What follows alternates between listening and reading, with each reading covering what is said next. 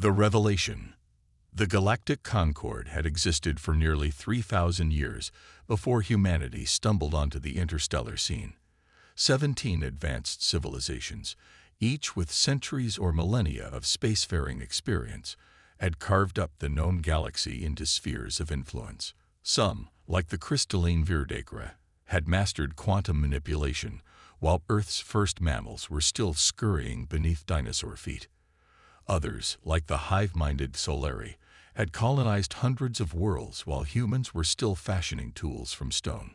Humanity's late arrival to this cosmic playground was met with a mixture of amusement and dismissal. The bipedal mammals from Sol II had accomplished much in their brief existence, but they were children playing at the table of elders. When Earth joined the Concord in 2189, they were granted observer status and a handful of colony worlds, mere crumbs from the galactic feast. That changed in 2241, when humanity announced Project Prometheus. Captain Maya Chen stood on the observation deck of Luna Station, gazing at the massive structure taking shape in Earth orbit. Half finished, it already dwarfed any vessel humanity had constructed before. Its sleek, elongated form lacked the typical bristling weapon ports and armor plating of military vessels, yet its sheer scale had sent ripples of concern throughout the Concord. "Captain Chen," a voice called from behind her. "The delegation from the Virdekra has arrived. They're demanding another inspection." Maya turned to face her executive officer, Commander James Okonkwo. His expression was a mixture of exasperation and amusement. "Third inspection this month," she replied. "The Solari were here yesterday, and the Trigellan ambassador the day before. You'd think we were building a doomsday device." "Aren't we?" James asked, his voice dropping to a whisper despite the secure location. Maya smiled. "Depends on your definition of doom." The Virdekra delegation, led by High Overseer Kilith, moved through the station with the fluid grace characteristic of their crystalline biology. Their faceted bodies refracted the station's lighting into dazzling patterns across the walls. Though they attempted to maintain an air of aloof superiority, Maya could sense their unease. "We understand completion of your vessel is imminent," Kilith said, the translation matrix converting the harmonic vibrations of their crystal form into human speech. "The UES Prometheus will be ready for its maiden voyage in 2 weeks, Maya confirmed. "As I've explained during your previous visits, you're welcome to observe the launch." Kilith's crystal segments shifted in what Maya had learned was an expression of skepticism. The Concord remains concerned about the purpose of such a massive warship. Earth has no territorial disputes requiring military intervention. "I never said it was a warship," Maya replied. "A vessel of that size, constructed in secrecy. Hardly secret if you're standing here discussing it," James interjected with a smile. Kilith's crystals flushed a deep blue. "Annoyance. The Concord has monitored your communications. We know your military refers to it as humanity's secret weapon." Maya inclined her head. "And so it is, but perhaps not the kind of weapon you imagine." As the delegation departed, unsatisfied but unable to demand more information, James turned to Maya. "They're getting nervous. The Solari have moved a battle group to the edge of Sol system. The Trigellan are threatening economic sanctions." "Let them," Maya said. "In 2 weeks, they'll understand." The crew of the Prometheus numbered 500, an eclectic mix of Earth's finest minds, drawn from every field except traditional military strategy. Maya had personally selected each one based not on combat experience, but on their capacity for empathy, creativity, and lateral thinking, traits the humans possessed in abundance compared to most Concord species. Dr. Eliza Ward, the ship's chief science officer, joined Maya in the cavernous central chamber that occupied nearly a quarter of the vessel's internal volume. Unlike the bridge or engine room of a traditional ship, this space defied easy categorization. "Final calibrations are complete," Eliza said, her fingers dancing across a holographic interface. "The neural network is processing at 99.97% efficiency. Quantum entanglement chambers are stable. Maya nodded, running her hand along one of the curved walls. The surface responded to her touch, rippling with patterns of light. And the rest of the ship. Life support, propulsion, shields, all systems nominal. Though I still think the shields are overkill. They're necessary, Maya replied. Not everyone will understand what we're doing here. Not at first. Eliza's expression grew serious. The Concorde has existed for thousands of years, Captain. They've settled into comfortable patterns. What we're about to do will disrupt everything they know. That's the idea, Maya said with a smile. Over the following days, final preparations were made. The crew ran simulations, calibrated systems, and prepared for the most ambitious mission in human history. Meanwhile, the diplomatic situation deteriorated. 6 Concorde species had now positioned military vessels near Earth, citing security concerns. Trade with human colonies had slowed to a trickle as sanctions took effect. The night before launch, Director Elijah Hamilton of the United Earth Space Agency contacted Maya via secure channel. The president is under immense pressure to cancel the launch, he said, his aged face lined with concern. The Xolari ambassador threatened to revoke our Concorde membership. We expected resistance, Maya replied. But once they see what Prometheus can do. That's just it, Hamilton interrupted. They're afraid of what it can do. The Verdekra are convinced we've discovered some new weapon technology. The Trigellan believe we're planning to disrupt trade routes. Maya leaned forward. And what do you believe, Director? Hamilton's expression softened. I believe in humanity's capacity to surprise, even an old cynic like me. The launch proceeded as scheduled. As the massive vessel detached from Earth's orbital shipyard, representatives from all 17 Concorde species watched with trepidation. The Prometheus moved with unexpected grace for its size, its engines emitting a distinctive blue glow that human engineers had nicknamed Heartfire. Maya stood on the bridge, watching as Earth receded behind them. Set course for the Argolis cluster, she ordered. Commander Okonkwo raised an eyebrow. The Argolis cluster. That's the heart of the Xolari-Trigellan conflict zone. Precisely, Maya said. If we're going to prove what the Prometheus can do, we might as well start with the worst conflict in the galaxy. The Argolis cluster had been a battlefield for over 70 years. The resource-rich region was claimed by both the Xolari and the Trigellan, and countless lives had been lost in the struggle for control. A dozen Concorde peace missions had failed to resolve the dispute. As the Prometheus approached the edge of the conflict zone, long-range sensors detected multiple battle groups converging on their position. We're being hailed, Communications Officer Priya Sharma reported. Both Solari and Trigellan commanders are demanding we identify our purpose. Open a channel to both fleets, Maya ordered. She straightened her uniform and faced the view screen. This is Captain Maya Chen of the UES of Prometheus. We come on behalf of Earth and humanity to offer our assistance in resolving the Argolis dispute.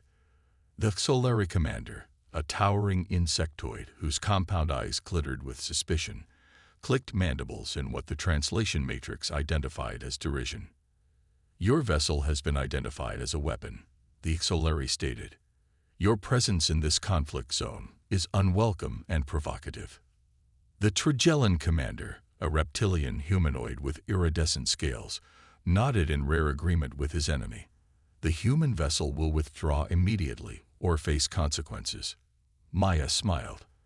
I'm afraid there's been a misunderstanding. The Prometheus is indeed humanity's newest creation, but its purpose is not what you believe. With your permission, I invite representatives from both your fleets to come aboard and see for themselves. There was a long pause as the alien commanders conferred with their respective governments. Finally, both agreed to send small delegations, each convinced they would uncover Earth's military secrets and gain an advantage over their rival. Prepare the convergence chamber, Maya ordered as the transmission ended. It's time to show the galaxy what humanity's secret weapon really is. The alien delegations arrived separately, each escorted by security teams composed of their own species and human officers. The Xolari representatives skittered nervously, their compound eyes constantly moving, analyzing every detail of the ship's interior. The Triglavan moved with cold precision, scales shifting color subtly as they processed information. Neither found what they expected. This vessel contains no significant armaments, the Triglavan military attaché reported after thorough scanning. Defensive capabilities only. "Where are your weapons?" demanded the Xolari diplomat. "A ship of this size must have a purpose." "It does," Maya confirmed, leading them toward the massive central chamber. "Just not the purpose you imagine." The doors to the convergence chamber slid open, revealing a space unlike anything the aliens had ever seen. The vast circular room contained no obvious technology, no control panels or visible equipment. The walls, floor, and ceiling seemed to be made of a material that shifted and flowed like liquid while remaining solid underfoot. At the center of the chamber was a simple raised platform. "What is this?" the Xolari diplomat demanded. "This," Maya said with pride, "is humanity's secret weapon." At her gesture, Dr. Ward activated the chamber. The walls began to glow, patterns of light dancing across the surfaces. The air itself seemed to come alive with barely perceptible vibrations. "For thousands of years," Maya explained as the chamber powered up, "the species of the Concord have sought to resolve conflicts through traditional means: military might, economic pressure, political maneuvering. And for thousands of years, these approaches have led to the same cycles of war and temporary peace." The platform at the center of the room began to glow, and above it appeared a three-dimensional representation of the Argolis cluster. "Humans may be newcomers to the galactic stage," Maya continued, "but we bring with us something unique, a different perspective. The Prometheus isn't a warship, it's something far more powerful." The chamber hummed with energy as Dr. Ward entered the final activation sequence. The alien delegates watched in confusion and growing concern as the walls pulsed with increasing intensity. "What you are about to experience," Maya said, "is humanity's true secret weapon. We call it the convergence." The chamber erupted in a blaze of light, and the alien delegates felt their minds expanding beyond the confines of their bodies, beyond the limitations of their species' understanding, into something vast and transformative. Humanity's secret weapon had been deployed. The resolution. The convergence lasted exactly 17 minutes by standard Earth time. To those experiencing it, it felt simultaneously like an instant and an eternity. When the light faded, and the alien delegates found themselves once again confined to their physical forms, they stood in stunned silence. The Xolari diplomat's compound eyes had darkened to a deep amber, a sign of profound emotional impact that Maya had never observed in the species before. The Triglavan representative's scales had shifted to a muted blue that the cultural database identified as the coloration of deep spiritual contemplation. What have you done to us?" the Xolari diplomat finally asked, mandibles trembling. "We've done nothing to you," Dr. Ward explained gently. "The convergence doesn't alter minds or implant thoughts. It simply allows for true understanding." Commander Okonkwo stepped forward. "For centuries, humans fought among ourselves. Nations, ideologies, religions, we found endless reasons for conflict. What changed wasn't our capacity for violence, but our capacity for empathy. The convergence technology," Maya continued, "is based on principles discovered during our early experiments with consciousness transfer. We learned that consciousness isn't confined to neural pathways. It exists in a quantum state that can be temporarily shared." The Triglavan military attaché blinked slowly, processing. I felt the hunger of Xolari hatchlings, the desperation of drone workers in the mineral processing facilities. And I, the Xolari diplomat said in wonder, understood the sacred connection between Triglavan and their ancestral hunting grounds in the Argolis moons. This was exactly what Maya had hoped for. The convergence didn't force agreement or erase differences. It simply allowed each participant to truly experience the perspective of others, creating a foundation for genuine understanding. The disputed territories in the Argolis cluster, Maya suggested carefully, might they be utilized in ways that honor both Trigellan spiritual needs and Solari resource requirements? The alien delegates looked at each other, not with the hostility of enemies, but with the dawning recognition of shared challenge. Perhaps, the Trigellan said slowly, certain seasons could be reserved for our spiritual pilgrimages, while others, our mining activities, could be scheduled around these sacred times. The Solari diplomat finished, compound eyes brightening. And perhaps we could develop less invasive extraction methods for the most sacred sites. Maya exchanged a satisfied glance with her officers. This was only the beginning, but already the possibilities of resolution were emerging where none had existed before. The delegates requested permission to bring more representatives aboard, including their fleet commanders. Over the next 3 days, the Prometheus hosted multiple convergence sessions. Military officers who had spent decades trying to kill each other found themselves working together on territorial compromises. Scientists from both species began discussing collaborative research into more efficient, less environmentally destructive mining techniques. Word spread quickly through the Concord. The massive human vessel, feared as a superweapon, was instead deploying something far more revolutionary, a technology that could end conflicts not through destruction but through understanding. "We're receiving requests from 7 other species," Pryor reported one morning as Maya entered the bridge. "The Virdekra are particularly insistent. They want us to mediate their trade dispute with the Caladrian Alliance." The same Virdekra who were convinced we were building a doomsday device? Maya asked with a smile. "The very same," James confirmed. "Apparently, they're now our biggest supporters in the Concord Council." As the Prometheus prepared to depart the Argolis cluster, leaving behind the framework for the first lasting peace agreement in 70 years, Maya received a transmission from Director Hamilton. "Congratulations, Captain," he said, his weathered face relaxed into a genuine smile. "The President has been flooded with diplomatic communications from across the Concord. You've made quite an impression." "The entire crew deserves the credit," Maya replied. "And the thousands of scientists and engineers who developed the convergence technology." "Nevertheless," Hamilton continued, "you should know that the Concord Council has scheduled an emergency session. Several members are proposing that human convergence technology be made available throughout Concord space." Maya leaned back in her chair, and Earth's position. "We're willing to share," Hamilton said, "but with conditions. Convergence facilities must be used only for conflict resolution, never for interrogation or coercion. And Earth maintains oversight of all installations." "They'll balk at those terms initially," Maya observed. "Perhaps," Hamilton acknowledged. "But they're already talking about revising humanity's status in the Concord.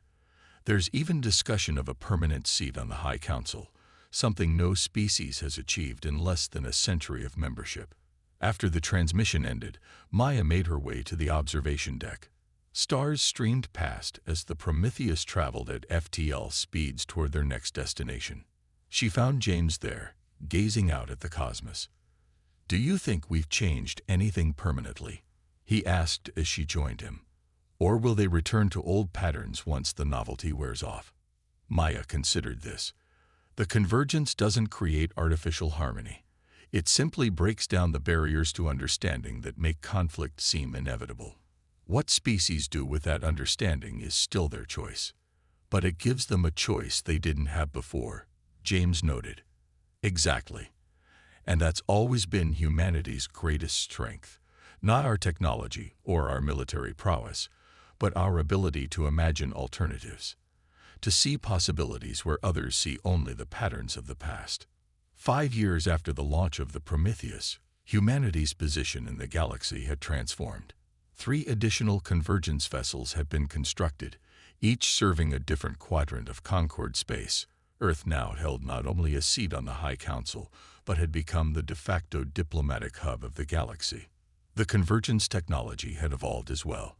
What began as a single chamber on a massive ship had been refined into facilities that could be constructed on neutral worlds, allowing for ongoing diplomatic engagement without the need for Earth's direct involvement. Not every conflict had been resolved.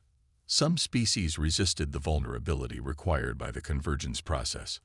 Others agreed to participate, but struggled to translate understanding into actionable policy. Yet the galaxy was changing, one mind at a time. On the 10th anniversary of the Prometheus launch, Captain Maya Chen, now Admiral Chen, Earth's representative to the Concord High Council, stood once again on the observation deck of Luna Station. The view had changed dramatically. Ships from a dozen species now orbited Earth, not as invaders or wary observers, but as diplomatic envoys and cultural exchanges. Director Hamilton, now well into his 80s, joined her at the viewport. "Did you ever imagine it would lead to this?" he asked, gesturing at the bustling activity around their homeworld. Maya smiled. "I hoped. That's another human trait the Concord species finds simultaneously baffling and fascinating. Our capacity for hope in the face of overwhelming evidence to the contrary. The Verdecker ambassador told me yesterday that they've begun teaching human philosophy in their educational crystals," Hamilton said. "Apparently, our primitive emotional reasoning contains insights their purely logical approach had missed for millennia." Maya laughed. "We have much to learn from them as well. That's the beauty of it. We're all incomplete, all limited by our biology and history and perspective. Together, though." She didn't need to finish the thought. Below them, Earth rotated serenely, no longer an insignificant backwater at the edge of civilized space, but the heart of a new approach to galactic cooperation. Humanity had arrived on the interstellar stage, not with superior firepower or technological marvels, but with something far more powerful, a different way of seeing.